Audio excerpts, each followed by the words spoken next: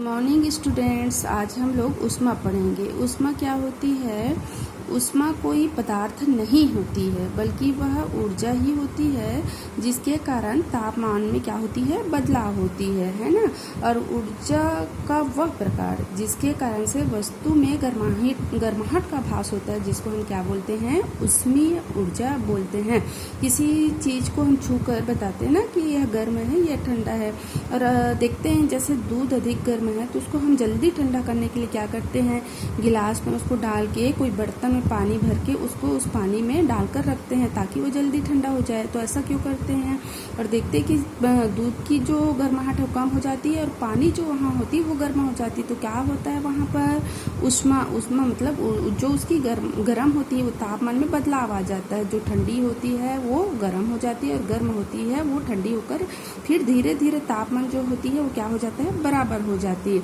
तो ऊष्मा क्या होती है? ऊष्मा कोई पदार्थ नहीं होती बल्कि वो ऊर्जा ही होती है जिसके कारण किसी वस्तु की गर्माहट का हम आभास करते हैं, और इसी को क्या बोलते हैं? ऊष्मीय ऊर्जा बोला जाता है। ऊष्मा जो होती है सदैव उच्च ताप से निम्न ताप की ओर गति करती है तथा ऊष्मा बढ़ने से वस्तु का तापमान बढ़ता है और ऊष्मा घटने से वस्तु का तापमान क्या होता है? कम होता है।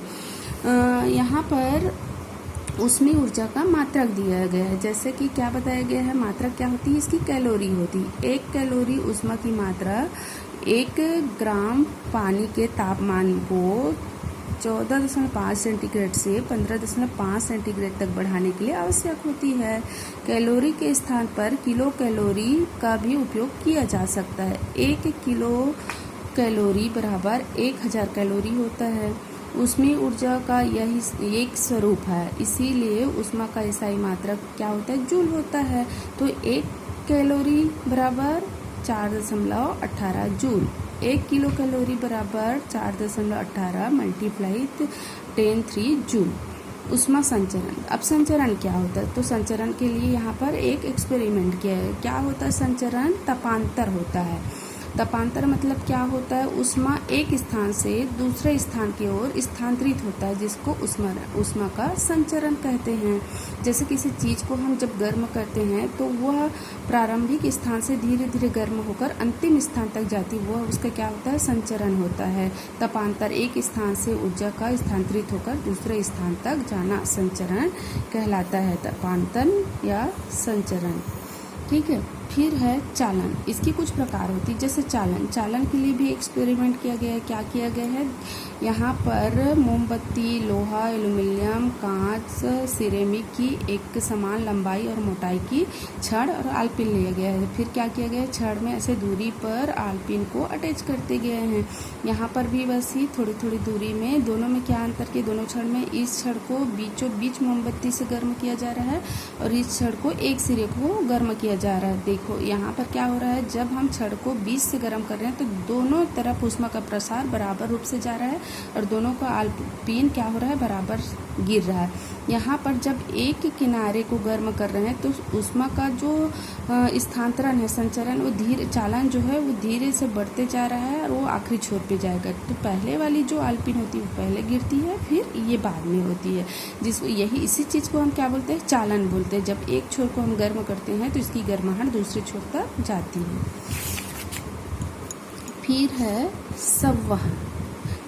यहाँ पर चालक का प्रकार भी होता है। जैसे ऊष्मारोधी, कुचालक और चालक। कुचालक क्या होता है? ऊष्मा का संचरण सरलता से नहीं होता है। जैसे लकड़ी और कांच में ऊष्मा का संचरण नहीं होता है ना, उसको कुचालक कहते हैं।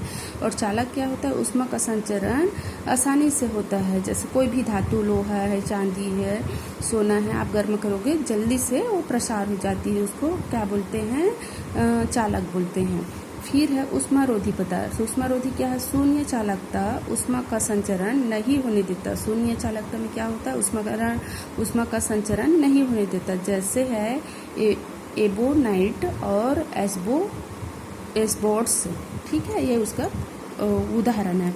फिर है संवहन। संवहन क्या होता है? संवहन के लिए क्रियाकलाप किया गया है। क्या क्रियाकलाप किया गया है? एक फ्लास्क में पानी भरे और स्प्रिट लैंप पर गर्म कर रहे, फिर क्या करते हैं? थोड़ी देर बाद उसमें पानी में क्या डालेंगे? स्याही की बूंदें डालें।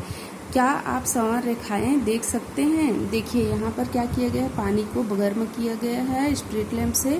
फिर पानी जब हल्की गर्म हो गई तो उसमें हम क्या डाल दिए हैं, स्याही डाल दिए हैं। स्याही देखो इस किनारे से ऐसे धीरे से फैल रहा है, तो स्याही तो यहाँ से भी फैल सकती थी, यहाँ से फिर यहीं से क्यों फैल रही है? इसका कारण क्या हो रहा है, जैसे जैसे पानी जो गर्म होती है उसका स्थान क्या होती है, हल्की होने से वो ऊपर चली जाती है और ये स्थान खाली हो जाता है, तो स्याही उसकी जगह लेते हुए नीचे की ओर आ रही है। स्प्रिट लैम्प से नीचे की ओर जल्दी गर्म होगी, तो नीचे की गर्म पानी क्या होती है, ऊपर जाती है और नीचे की स्थान खाली हो रहा है। तो नीचे की स्थान खाली हो रहा है तो स्याही क्या हो रही है, नीचे की ओर आते जा रही है। इसी को संवहन कहते हैं। जैसे ही तापमान बढ़ती है तो तापमान बढ़ने से वो ऊपर उठ जाता है और उसका स्थान ठंडी वस्तु या कोई दूसरी वस्तु ले लेता है, जिसको हम क्या बोलेंगे, संवहन बोलेंगे। इसी प्रकार आप लोग देखते हैं ना, जैसे कि रेतीली स्थान होती है जहाँ पर अधिक धूप होती है तो रेत क्या होती है, अधिक गर्म हो जाती है और तूफान आने पर वो ऊपर वहाँ से उड़कर दूसरी जगह पे चली जाती है। यहाँ पर दिखाया भी गया है ना, ये रेतीली स्थान है। फिर क्या होती है, गर्म रेत है, यहाँ गर्म रेत लिखा है, और ये गर्म हवा और ये ठंडी समुद्र की तरफ से ठंडी हवा आ रही है। तो ये जो रेत होती है वो गर्म होकर हल्की होकर क्या होगी, इस हवा के साथ उड़कर आगे चली जाएगी और ये स्थान खाली हो जाएगा। तो इसका जगह कौन ले लेगा, ये ठंडी हवा और यहाँ की जल ले लेगी। फिर है